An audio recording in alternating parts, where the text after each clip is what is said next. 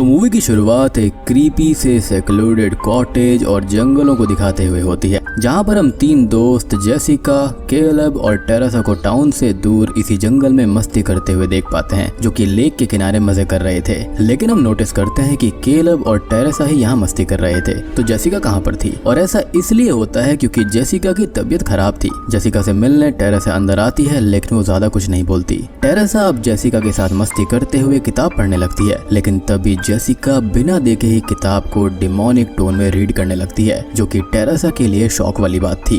अब जेसिका अचानक से ही पजेस्ड हो जाती है और वॉमिटिंग करने लगती है और उसकी आंखों का रंग बदल जाता है। दिखने में ये किसी डिमोनिक पोजेशन जैसा ही था। अब पोजेशन के चलते वो टेरेसा का स्कैल्प ही उखाड़ देती है और फिर बाहर लेक के पास जाकर कैलब का सर धड़ से अलग कर देती है। हम अब पजेस्ड हुई जेसिका को हवा में लेविटेट होते हुए देख पाते हैं और टेरेसा रोते हुए ये सब देख रही थी, जिसके साथ ही इविल डेड राइज मूवी की शुरुआत होती है। खैर अब लोकेशन होती है लॉस एंजलिस और हम एक पुराने अपार्टमेंट और बिल्डिंग को देखते हैं, जिसको जल्दी ही डिमोलिश किया जाने वाला था। एज बिल्डिंग काफी खस्ता हालत में थी, कभी भी टूट सकती थी। यहाँ पर हम एक लेडी टैटू आर्टिस्ट एली को देख पाते हैं, जो कि अपने 3 बच्चों के साथ में रहती है, जो कि है बेटा डैनी, उसकी बहन ब्रिजेट और सबसे छोटी बहन कैसी।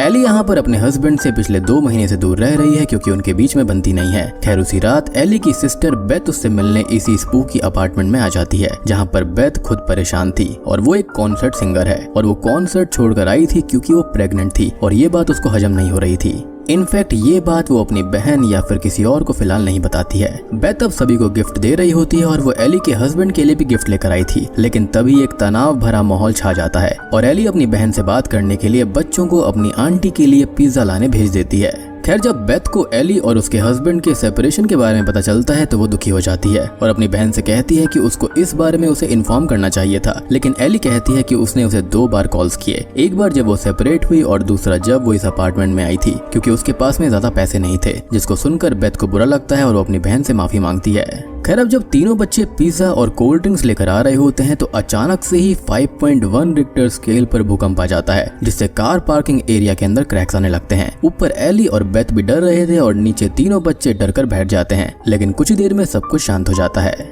अब बात यहाँ पर इतनी सी नहीं थी। डैनी देखता है कि भूकंप आने की वजह से वहाँ पर पार्किंग के अंदर एक होल बन चुका है जिसके अंदर जाया जा सकता था। वो खुराफाती तो था ही, तो वो नीचे चला जाता है जहाँ पर उसे ढेर सारी किताबें मिलती हैं और कुछ विनाइल रिकॉर्ड्स मिलते हैं, पार्ट 1, पार्ट 2 और पार्ट 3। उसको एक फोटो भी मिलती है जिसके अंदर 3 प्रीस्ट होते हैं। साथ ही साथ उसको एक सील्ड कब्र मिलती है और आसपास ढेर सारे होली क्रॉसेस थे, जिससे साफ अंदाजा लगाया जा सकता था कि वो किसी ईविल को कंटेन कर रहे थे। बेसिकली ये एक वॉल्ट जैसा था, लेकिन डैनी उस कब्र में हुए छेद से एक चीज को बाहर निकाल लेता है और तभी वहाँ पर जीसस क्राइस्ट की मूर्ति नीचे गिरती है। डैनी अब जैसे ही उस चीज से कपड़ा हटाता है तो ढेर सारे कीड़े उस चीज के ऊपर से उड़ जाते हैं और ये कुछ और नहीं बल्कि इविल डेड फ्रेंचाइजी की फेमस किताब है, जिसको यहाँ पर छुपा कर रखा गया था। लेकिन बेवकूफ डैनी विनाइल रिकॉर्ड्स और इस किताब को अपने साथ ले जाता है। अब ऊपर इनकी माँ एली इन सब के लिए परेशान हो रही थी। साथ ही साथ न्यूज के ऊपर खबर भी आ रही थी कि अर्थक्वेक ने इनकी बिल्डिंग के आसपास वाले इलाके को हिट किया है। एली अब उनके पड़ोस के लड़के गैब्रियल से उनके बच्चों को ढूंढने के लिए मदद मांगती है। एक बुजुर्ग मिस्टर फोंडा भी वहाँ पर होते हैं, जो कि बेथ से बात करता है क्योंकि वो वहाँ पर नहीं थी। लेकिन तभी एली के तीनों बच्चे लिफ्ट से ऊपर आ जाते हैं, जिससे वो रिलैक्स्ड हो जाती है। साथ ही साथ वो उनको डांटती भी है कि भूकंप आने पर लिफ्ट का इस्तेमाल नहीं करना चाहिए।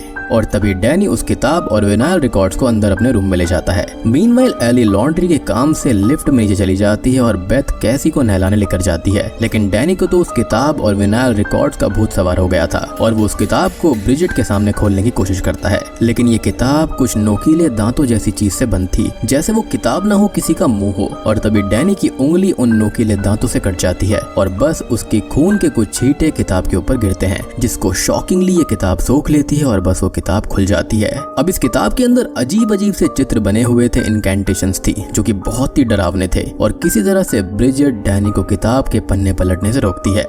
लेकिन डैनी अब कहाँ सुनने वाला था। वो विनाइल रिकॉर्ड्स को एक एक करके सुनने लगता है, जहाँ पर पहले पार्ट के अंदर एक प्रीस्ट या फिर एक फादर जो होते हैं वो इस किताब के बारे में बताने लगते हैं कि ये किताब नटूरो डिमोंटो के 3 किताबों में से एक है या फिर 3 पार्ट में से एक है, जिसको बुक ऑफ द डेड बोलते हैं। और उन्होंने अपने साथियों के साथ मिलकर इसको ट्रांसलेट करने की कोशिश की है, जिससे वो पुराने जमाने के स्पेल्स और राज जान पाएंगे, या फिर ये कहें पुरानी सिविलाइजेशन के बारे में। और हम देख पाते हैं कि डैनी किताब और अगले विनाइल रिकॉर्ड को चलाने के लिए पागल हो रहा था। अब वो दूसरा विनाइल रिकॉर्ड चला देता है जिसके अंदर किताब की इनकैंटेशंस थी और फादर उसको रीड कर रहे थे। अभी ये रिकॉर्ड डिमोनिक हो जाते हैं और डैनी इनको रोकने की बहुत कोशिश करता है लेकिन वो नहीं रोकते और वो ना ही रिकॉर्ड को रोक पाता ना ही तोड़ पाता। जैसे डिमोनिक एंटिटी बाहर आने को बेताब हो रही थी और बस एक डिमोनिक एंटिटी तभी एली को लिफ्ट में ही पोजेस कर लेती है, जो कि बहुत ही भयानक और दर्दनाक था। ये डिमोनिक एंटिटी उसके हाथ पैर वगैरह सब कुछ तोड़ देती है और उसको बहुत ही गंदी तरह से पीटती है। साथ ही साथ उनके फ्लोर की लाइट भी चली गई थी और डैनी ये सब देखकर शॉक्ड हो जाता है क्योंकि किताब के पन्ने खुद पे खुद ही पलटे जा रहे थे। अब लाइट जाने से बेथ और कैसी भी डर जाती है। साथ ही साथ ब्रिजेट नोटिस करती है कि सिर्फ उनके यहाँ की ही लाइट गई है, ना कि कहीं और की, यानी कि जो कुछ गलत होने वाला था वो यहीं पर था। अब एली ऊपर आती है जो कि बिल्कुल ठीक नहीं लग रही थी। हमने लिफ्ट के अंदर उसकी सारी हड्डियां टूटी हुई देखी थी। इनफैक्ट साफ दिख रहा था कि कोई अदृश्य शक्ति उसके अंदर है। खैर एली अब किचन में कच्चे अंडे पैन में तोड़कर पकाने लगती है और जब बेथ और बाकी बच्चे उसे बात करने आते हैं तो अजीब तरह से बात करती है और हंसती है और उन सबको डराने के बाद में एली थोड़ी सी होश में आती है और बस एक ही बात कहती है कि वो मेरे अंदर है और उसको मेरे बच्चों को नुकसान पहुंचाने मत देना। खैर इसके बाद में एली बहुत ही ज्यादा वॉमिट करती है और वहीं पर वो कोलैप्स हो जाती है। खैर अब बेथ और डैनी एली को हॉस्पिटल ले जाने की कोशिश करते हैं लेकिन लिफ्ट में जाने से ये लोग डर रहे थे और स्टेयर्स भी पूरी तरह से टूट गई थी, जो कि शायद से अर्थक्वेक की वजह से हुआ होगा या फिर ये डिमोनिक पावर हो सकती है। खैर एली को अब रूम में लिटा दिया जाता है क्योंकि इनको लगता है कि वो मारी गई है। गैब्रियल अब एली की आईज को क्लोज करता है लेकिन स्ट्रेंजली उसकी आंखें अपने आप खुल जाती हैं। वो फिर से उनको बंद करता है लेकिन इस बार आईज क्लोज रहती हैं, तो सबको यही लगता है कि वो मारी गई है। गैब्रियल, बेथ और मिस्टर फोंडा अब यहाँ पर एली के लिए आखिरी प्रेयर्स करते हैं, जिसके बाद गैब्रियल और मिस्टर फोंडा बिल्डिंग से बाहर जाने का एक रास्ता तोड़ने लगते हैं। शायद से वो फायर एग्जिट होगी जो कि बंद पड़ी हुई थी। अब बेथ अपनी डेड सिस्टर के बगल में बैठकर उसको अपना दुख सुना रही होती है लेकिन तभी एक फोन आता है जो कि एली का ही था, जिसके अंदर वो ये कह रही थी कि मैं जिंदा जल रही हूँ, मुझको बचाओ। और तभी फोन की स्क्रीन क्रैक हो जाती है और तभी अचानक से ही एली की आंख खुल जाती है और वो बैठ जाती है। अब बेथ उसको छूती है तो उसका शरीर जल रहा था और बस वो उसको बाथटब में डाल देती है लेकिन तभी एली दीवार पे चढ़कर इतनी जोर से चिल्लाती है कि बेथ और बाकी सभी लोग बेहोश होने को हो जाते हैं। साथ ही साथ जो बाथटब का पानी होता है वो भी उबल रहा था। एली अब सारे फैमिली मेंबर्स पे एक एक करके हमला करने लगती है और एली टैटू नीडल को ऑन कर देती है और अपने खून को एज एन इंक यूज करती है और ब्रिजेट के राइट चीक पर चला देती है। वो उसको खत्म ही करने वाली थी लेकिन किसी तरह से डैनी एली को मारकर दूर करता है क्योंकि वो जानता था कि यहाँ पर कोई एंटिटी आ गई है। और बस इतने में ही गैब्रियल और मिस्टर फोंडा अंदर आ जाते हैं जो कि उसको देखकर घबरा जाते हैं, लेकिन एली गैब्रियल के ऊपर हमला करके उसकी एक आंख को अपने मुंह से ही उखाड़ लेती है और ब्रिजेट को लाइक करने वाले उसके पड़ोसी के मुंह के अंदर फेंक देती है और मौके का फायदा उठाकर बेथ अपार्टमेंट का गेट ही बंद कर देती है।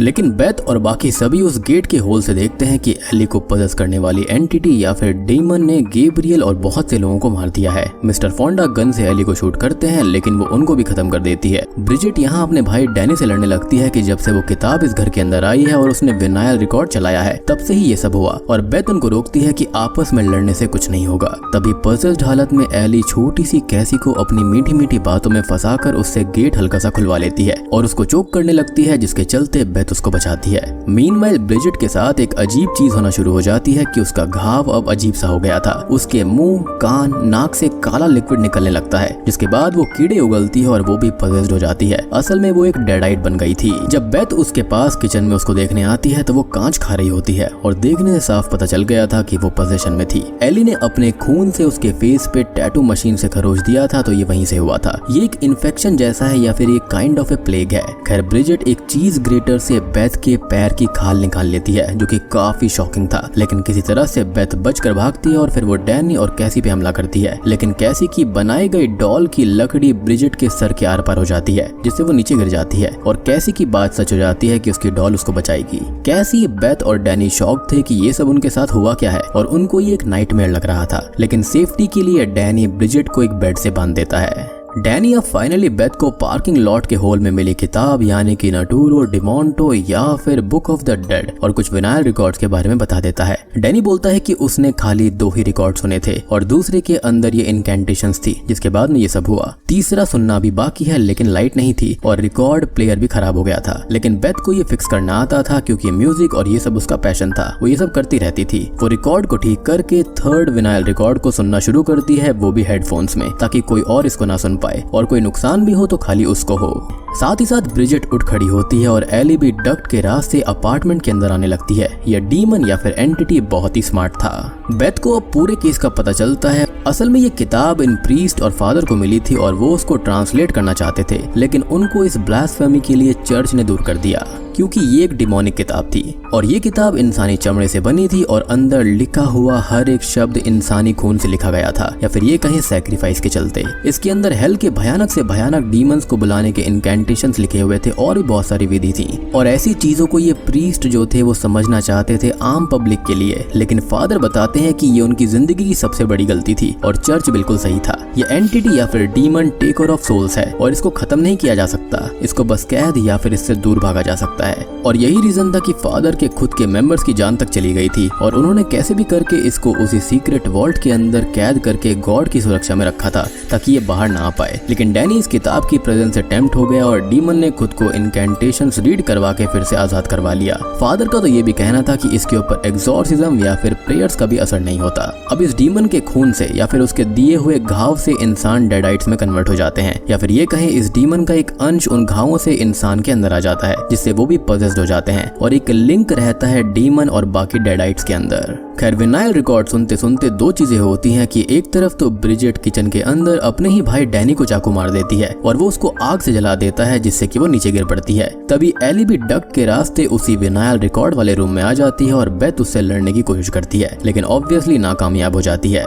इनफैक्ट एली विनाइल रिकॉर्ड को खुद के जरिए सुनाती है और मॉक करती है कि मुझे यानी कि ये एंटिटी को हराया नहीं जा सकता, अब बस कैसी और बेथ ही बचे थे। डैनी अब जख्मी हालत में बाहर आता है और मारा जाता है। कैसी तो छुप जाती है लेकिन एली बेथ को मारने आती है और डीमन को एहसास हो जाता है कि बेथ प्रेग्नेंट है और उसके पास लेने के लिए 2 सोल्स हैं। वो काफी खुश था, लेकिन कैसी को जब एहसास होता है कि उसकी आंटी माँ बनने वाली है तो वो उनको एक सीजर पकड़ा देती है जिससे वो एली के मुंह में ही घोप देती है, जिससे कुछ वक्त के लिए एली वहीं पर रुक जाती है। खैर कैसी और बेथ अब हॉलवे में आते हैं जहाँ पर मिस्टर फोंडा की गन से बेथ एग्जिट को तोड़ने वाली थी, लेकिन तभी एली जाग जाती है और गोली सीधा एली के पैर में बेथ मार देती है जिससे उसका एक पैर खत्म हो जाता है, साथ ही साथ उसका हाथ भी। फिर भी एली यहाँ पर कैसी को फंसाने के लिए मीठी मीठी बातें करती है, लेकिन इस बार कैसी उसकी बातों में नहीं आती और कहती है कि you are not my mom. अब एक एक करके सारे के सारे विक्टिम्स डेडाइट्स में कन्वर्ट होने लगते हैं और बोलने लगते हैं कि शाम तक कोई भी नहीं बचेगा।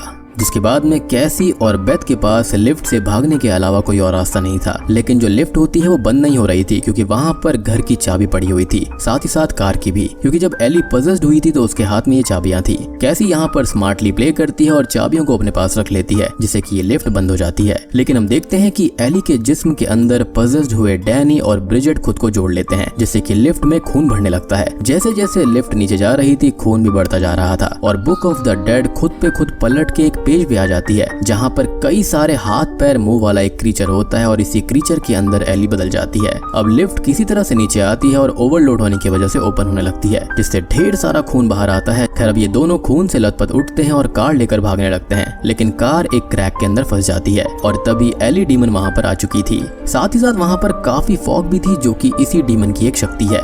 खैर ये डीमन कैसी को पकड़ लेता है और एक सॉ की मदद से उसको मारने ही वाला होता है, लेकिन बेथ उसको बचा लेती है। खैर अब तभी एली डीमन बेथ को ग्राइंडिंग मशीन में खत्म करने वाली होती है, लेकिन कैसी मशीन को रोक देती है और बेथ सॉ को इस डीमन की तरफ दे मारती है और कैसी को मशीन ऑन करने को कहती है जिससे कि ये डीमन समेत एली, डैनी और ब्रिजेट खत्म हो जाते हैं। जिसके बाद ये दोनों वहां से निकल जाते हैं, लेकिन ये डीमन खत्म नहीं हुआ था, ना ही वो किताब, खाली यहाँ पर उसका वेसल खत्म हुआ, ना कि ये डीमन। एनीवेज अब इतनी तबाही मचाने के बाद में हम अगले दिन का सीन देखते हैं जहाँ पे एक लड़की लिफ्ट से नीचे आती है और ये कोई और नहीं बल्कि मूवी की शुरुआत में दिखाई गई जेसिका थी। जी हाँ, और वो भी इसी बिल्डिंग में दूसरे फ्लोर पे रह रही थी, यानी कि शुरुआती वाला सीन प्रेजेंट टाइम का था। लेकिन उसने किसी की आवाज कैसे नहीं सुनी, हो सकता है कि शायद डीमन की शक्ति की वजह से ये सब आइसोलेट हो गया होगा। खैर पार्किंग लॉट में आकर वो टेरेसा को 15 मिनट में पिक करने को बोलती है और तभी जेसिका नोटिस करती है कि वहाँ पर खून ही खून है और वो डर के मारे पुलिस को कॉल करने ही वाली थी। लेकिन तभी टेकर ऑफ सोल्स यानी कि डीमन जेसिका को पजेस कर लेता है क्योंकि वहाँ पर सिर्फ पजेस हुआ शरीर खत्म हुआ था, न कि ये डीमन जो कि अभी भी आजाद घूम रहा था अपने नए वेसल की तलाश में, जो कि जेसिका बन जाती है। अब आपको स्टार्टिंग वाला सीन समझ में आया होगा कि जेसिका ये सब क्यों कर रही थी और यही तो इविल डेड राइज की शुरुआत थी। इसी के साथ में ये मूवी यहीं पर खत्म हो जाती है।